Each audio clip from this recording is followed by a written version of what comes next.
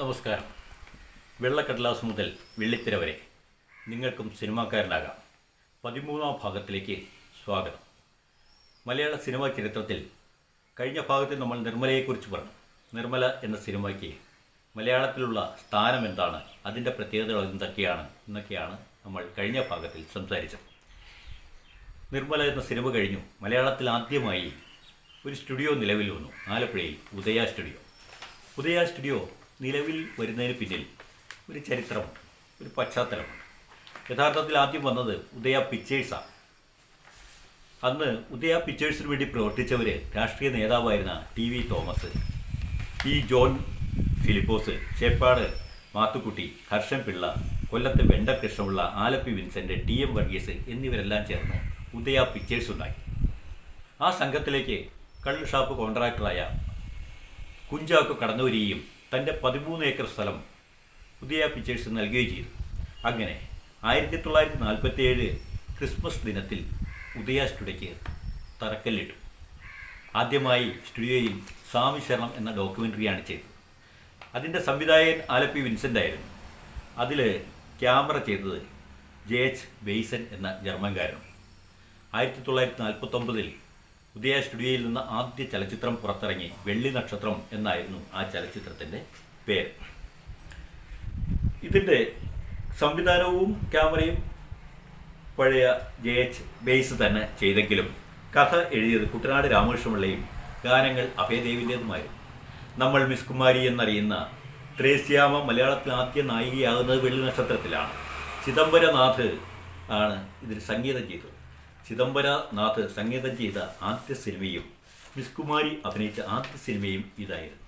Cinema സാമ്പത്തികമായി പരാജയപ്പെട്ടു എങ്കിലും സിനിമാ ചരിത്രത്തിൽ വെള്ളി നക്ഷത്രത്തിന് ഒരു ഇടം നേടാൻ കഴിഞ്ഞു എന്നുള്ളതാണ് സത്യം.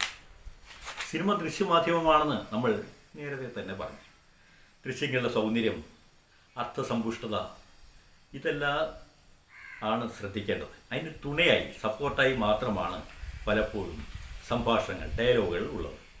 പശ്ചാത്തല ദൃശ്യത്തിലൂടെ ആകണം കഥ നീങ്ങേണ്ടത്. ഇതിൻ്റെ പരിധിയിൽ നിന്നുകൊണ്ട് വേണം ക്യാമറ നീങ്ങേണ്ടത്. അവിടെയാണ് ക്യാമറയുടെ ചലനവും അതേപോലെ നടീനടന്മാരുടെ അഭിനയവും ഒരു താളാത്മകമായി പോകുന്നു.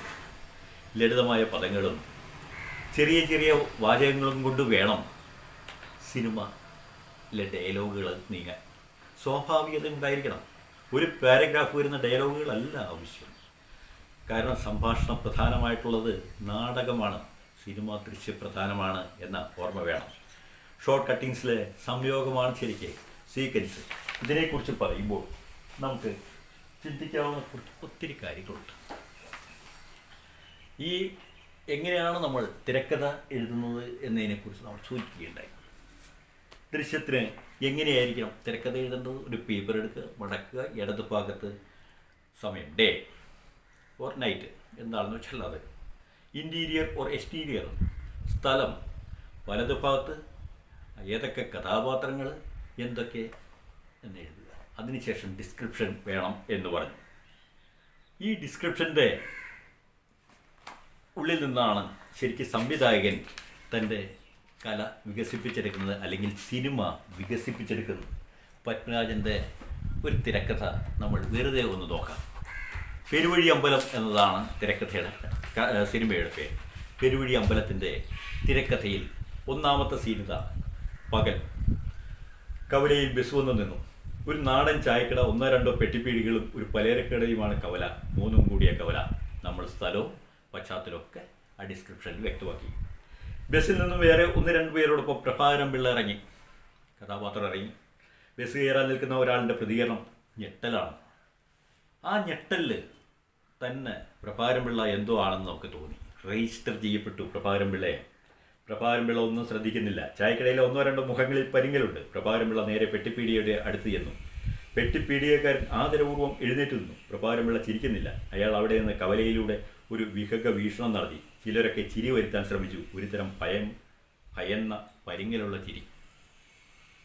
ഭയന്ന പരിങ്ങൽ. അപ്പോൾ ഇയാളെ ഭയപ്പെടേണ്ട ഒരാളാണ് എന്ന് നമുക്ക് പ്രേക്ഷകന് വളരെ വ്യക്തമായി. ഒരു സംഭാഷണം അവിടെ ഇല്ല. ആ ഡിസ്ക്രിപ്ഷനിലൂടെ തന്നെ വ്യക്തമായി. കടക്കാരൻ കൊത്താരനിപ്പോൾ വരുന്ന വഴിയായിരിക്കും. പ്രഭാരമുള്ള ആ ചോദ്യത്തിന് മൂളിയതുപോലുമില്ല. അയാളുടെ പരിക്കൻ സ്വഭാവം വ്യക്തം. അയാൾ പോക്കറ്റിൽ നിന്ന് സിഗരറ്റ് എടുത്ത് തിരിഞ്ഞു. കയ്യിലൊരു നാടൻ ലൈറ്ററുമുണ്ട്. നിരത്തി അടുക്കി വെച്ചിരിക്കുന്ന ഭരണികളിൽ ഒന്നെടുത്ത് ഉയർത്തി തിരിച്ചും മറിച്ചും നോക്കി. അയാൾ അത് നീക്കി വെച്ചു. കടക്കാരൻ മൂടി തുറന്നു കൊടുത്തു. അയാൾ വളരെ വിനയത്തോടു കൂടിയാണ് ആ മൂടി അങ്ങ് തുറന്നു കൊടുക്കുവാണ്. അതിൽ നിന്നൊരു ബിസ്ക്കറ്റ് എടുത്ത് വായിലിട്ട് ചവച്ചുകൊണ്ട് പ്രഭാരമുള്ള, പിള്ളേർ തിന്നാൽ വയറിളകുന്ന ഇനം അല്ലല്ലോ. കടക്കാരൻ, അയ്യോ ഇത്. അയാൾ കുപ്പിയുടെ അടുത്ത് നീക്കി വയ്ക്കാൻ തുടങ്ങുമ്പോഴേക്കും പ്രഭാരമുള്ള ആ കുപ്പി എടുത്ത് പൊക്കി അവിടെ കിടന്നൊരു പത്രം നിവർത്തി മുഴുവൻ അതിലേക്ക് കുടഞ്ഞിട്ടു. കടക്കാരൻ, അയ്യോ ഇത് ഞാനത് പറയാൻ തുടങ്ങുകയായിരുന്നു. 3 മാസത്തിൻ്റെ വാശി കാണും കുഞ്ഞുങ്ങൾക്ക്. ഇപ്പോൾ നമുക്ക് മനസ്സിലായി 3 മാസമായിട്ട് പ്രഭാരമുള്ള ഇവിടെയില്ല. അയാൾ വീട്ടിലേക്ക് പോകാൻ പോകാനാണ്. അതിനുവേണ്ടി മിഠായി എടുക്കുകയാണ്. കടക്കാരൻ ഒന്നും കൂടി വിനയാന്യതനായി പറയുകയാണ് 3 മാസത്തിൻ്റെ വാശി കാണും എന്ന്. നോക്കൂ, അത് കഴിഞ്ഞപ്പോൾ പ്രഭാരംപിള്ള സിഗരറ്റ് കൊളുത്തി. അതുവരെ കടയിൽ പ്രഭാരംപിള്ളയുടെ ചലനങ്ങൾ ശ്രദ്ധിച്ചുകൊണ്ടിരുന്നൊരു പയ്യൻ സാധനവും എടുത്തുകൊണ്ട് ഒരിക്കൽ കൂടി പ്രഭാരംപിള്ളയെ നോക്കി ഓടി. കവലയിൽ നിന്ന് ഓടിപ്പോകുന്ന പയ്യൻ. ഇതിൽ നിന്ന് നമുക്ക് എന്താണ് മനസ്സിലാകുന്നത്? കവലയിൽ നിന്ന് ഓടിപ്പോകുന്ന പയ്യൻ അവൻ കുറേ നേരം ഭയത്തോടെ നോക്കി നിൽക്കുന്നു. ഇവിടെയൊക്കെ കണക്ട് ചെയ്യപ്പെടുന്നു. ക്യൂരിയോസിറ്റി അതിൻ്റെ അകത്തേക്ക് കടന്നു വരുന്നു. അതേസമയം തന്നെ ഡിസ്ക്രിപ്ഷൻ എഴുതുമ്പോൾ സാഹിത്യ രൂപമല്ല, ദൃശ്യപ്രധാനമാണ് സിനിമ എന്ന് നമ്മൾ നേരത്തെ തന്നെ മനസ്സിലാക്കി. അതിൻ്റെ പശ്ചാത്തലത്തിനും പ്രത്യേകത നമ്മൾ മനസ്സിലാക്കി. പശ്ചാത്തലത്തിന് വേണ്ട പ്രത്യേകത. അതുകൊണ്ടാണ് ഒരേ കടൽ എന്ന സിനിമയൊക്കെ നമ്മൾ ചർച്ചയ്ക്ക് വിധേയമാക്കിയത്. ഇനിയും ഇടയ്ക്ക് ചില സിനിമാ കഥകൾ നമുക്ക് നോക്കാം, മനസ്സിലാക്കുകയും ചെയ്യാം. ഈ പശ്ചാത്തലത്തിലും ഇതിലുമാണെങ്കിലും MT പറയുന്ന ഒരു പരാധീനതയുണ്ട്, അല്ലെങ്കിൽ അതിൻ്റെ സമ്പൂർണ്ണതയുണ്ട്, അതിൻ്റെ സാധ്യതകളുണ്ട്. അതായത് അയാൾ പടിഞ്ഞാറും മാനത്തേക്ക് നോക്കി ജീവനറ്റ സന്ധ്യ, കണ്ണീരൊതുക്കിയ കറുത്ത മേഘങ്ങൾ എന്നെഴുതുമ്പോൾ കഥാപാത്രത്തിൻ്റെ മാനസികാവസ്ഥ പ്രകടമാകുന്നു. സ്ക്രീൻ പ്ലേ എഴുത്തുകാരനും ചെയ്യുന്ന കാര്യങ്ങളിലൂടെ, പറയുന്ന വാക്കുകളിലൂടെ, കാണുന്ന മുഹൂർത്ത സംഭവങ്ങളിലൂടെ, കേൾക്കുന്ന ശബ്ദങ്ങളിലൂടെയാണ് കഥാപാത്രത്തിൻ്റെ മനസ്സ് തുറന്നു കാട്ടേണ്ടത്. MT ആണിത് പറയുന്നത്. അയാൾ പടിഞ്ഞാറൻ മാനത്തേക്ക് നോക്കി ജീവനറ്റ സന്ധ്യ, സന്ധ്യ ജീവനറ്റിരിക്കുന്നു, കണ്ണീരൊതുക്കിയ കറുത്ത മേഘങ്ങൾ എന്നൊക്കെ സാഹിത്യ രൂപത്തിൽ എഴുതി വയ്ക്കാം. ഇത് ദൃശ്യവൽക്കരിക്കുകയാണ്, അതിൻ്റെ സാധ്യത കണ്ടെത്തുകയാണ് ഒരു സംവിധായകൻ ചെയ്യേണ്ടത്. അതേപോലെ ഇത് എൻ്റെ സാധ്യതയ്ക്ക് പറ്റുന്നൊരു ദൃശ്യം സൃഷ്ടിക്കുകയാണ്, അതിൻ്റെ വ്യാപാരങ്ങളെ മനസ്സിലാക്കിക്കുകയാണ് എഴുത്തുകാരൻ ചെയ്യുന്നത്. അതുകൊണ്ടാണ് പറഞ്ഞത് അത് പരിമിതിയും സാധ്യതയും അവിടെയാണ് നിൽക്കുന്നത്.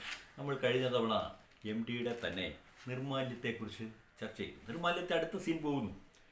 ചാരി വെച്ച വാൾ, അതിനരികെ ചിലമ്പും അരവണിയും, വെളിച്ചപ്പാട് കൽത്തൂണ് ചാരിയിരുന്ന് പട്ടുകൊണ്ട് വീശുകയാണ്.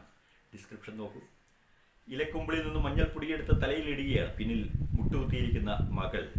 അമ്പലത്തിനകത്ത് വെളിച്ചം കുറവാണ്. ഭാര്യയുടെ കൈവിളക്ക് മാത്രമാണ് അവർ ഇട്ടിരിക്കുന്ന സ്ഥലത്ത്. അതുകൊണ്ട് അവ്യക്തമായിട്ടാണ് മങ്ങിയിരുട്ടിൽ മകളെ കാണുന്നത്.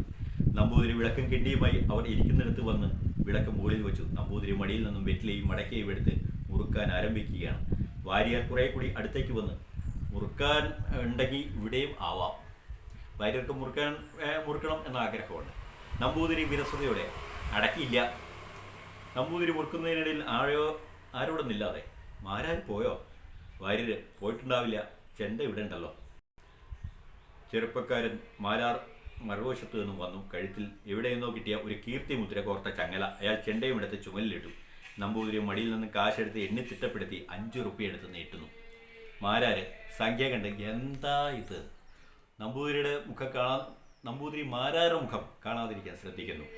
അടിയന്തരം തന്നെ ഉള്ളൂ, ആ കരാറുകാരനൊന്നും പറഞ്ഞിട്ട് കാര്യമില്ല, 21 റുപ്യയെ തന്നു.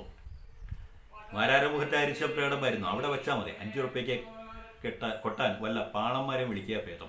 നമ്പൂതിരി വിഷമിച്ച്, വഴിപാട് മാത്രമാകുമ്പോൾ ഞാൻ എന്താ ചെയ്യുക? എത്ര ആൾക്കിത് പങ്കിടണം? മാരാര്, അവിടെ വെച്ചാൽ മതി. എന്നെ ടാക്സിക്കാർ വിളിച്ചിട്ടാ ഉത്സവങ്ങൾക്ക് കൊണ്ടാകാറ് അറിയോ? അയാൾ പ്രതിഷേധത്തോടെ പോകുന്നു. നമ്പൂതിരി അസ്വസ്ഥനായി അതും നോക്കി നിൽക്കുന്നു. ഇവിടെ നിന്നും ഈ അമ്പലവാസികളുടെ ബുദ്ധിമുട്ട്, മനസ്സംഘർഷങ്ങൾ ഒക്കെ നമുക്ക് മനസ്സിലാക്കാം. 21 റുപ്യ മാത്രം കൊടുത്തപ്പോൾ അതിൽ അസ്വസ്ഥപ്പെട്ട നമ്പൂതിരി ഇതെല്ലാം പലർക്കും പങ്കുവയ്ക്കണമായിരുന്നു. അത് എത്താതെ പോകുന്നു. മാരാരെ സംബന്ധിച്ച് 5 റുപ്യ മതിയാവില്ല. അപ്പുറത്ത് നമ്മുടെ വെളിച്ചപ്പാട് നെറ്റിയിട്ട് മഞ്ഞൾപ്പൊടിയിടുകയാണ്, മുറിവിന് മഞ്ഞൾപ്പൊടിയിടുകയാണ് പൊട്ടിയെടുത്ത്. ഏകദേശ അന്തരീക്ഷം വളരെ സൂക്ഷ്മമായി വ്യക്തമാകും. പത്മരാജനെ പോലൊരാൾക്ക് പലപ്പോഴും ഡിസ്ക്രിപ്ഷൻ വലുതായി എഴുതേണ്ടി വരില്ല. പല സിനിമകളും പത്മരാജൻ തന്നെയാണ് സംവിധാനം ചെയ്തിട്ടുള്ളത്. തിരക്കഥ എഴുതുന്ന സമയത്ത് തന്നെ പത്മരാജനിലെ സംവിധായകൻ അത് ദൃശ്യമായി കണ്ടു കഴിഞ്ഞു. എം ഡിയെ സംബന്ധിച്ച് സൂക്ഷ്മതല സ്പർശിയായിട്ട് എല്ലാ ബിന്ദുക്കളും ചേർത്ത് എഴുതേണ്ടി വരും. കാരണം എം ഡിയുടെ സിനിമകൾ പലപ്പോഴും മറ്റ് പലരുമാണ് സംവിധാനം ചെയ്തിട്ടുള്ളത്. എം ടി വളരെ ചുരുക്കം സിനിമകളാണ് സംവിധാനം ചെയ്തിട്ടുള്ളത്. അപ്പോൾ ഡിസ്ക്രിപ്ഷനിൽ പലപ്പോഴും സൂക്ഷ്മമായി കാര്യങ്ങൾ എഴുതുക, ഡയലോഗ് വരിക, വീണ്ടും ആവശ്യമെങ്കിൽ ഡിസ്ക്രിപ്ഷൻ എഴുതേണ്ടി വരിക. ഒരു ശ്വാസം കൊണ്ടോ ഒരു മൂളിൽ കൊണ്ടോ വ്യക്തമാക്കാൻ കഴിയും വികാരമെങ്കിൽ, അല്ലെങ്കിൽ അതിൻ്റെ ഭാവമെങ്കിൽ അതായിരിക്കണം. സംഭാഷണം കുറയുക, ദൃശ്യം കൂടുക, അതിൻ്റെ ഒരു ചലനാത്മകതയുണ്ടാകുക, ഇതൊക്കെ അത്യന്താപേക്ഷിതമാണ്. തുടർന്നുള്ള ഭാഗങ്ങളിലും നമുക്കിതിനെക്കുറിച്ച് വിശദമായി മനസ്സിലാക്കാം.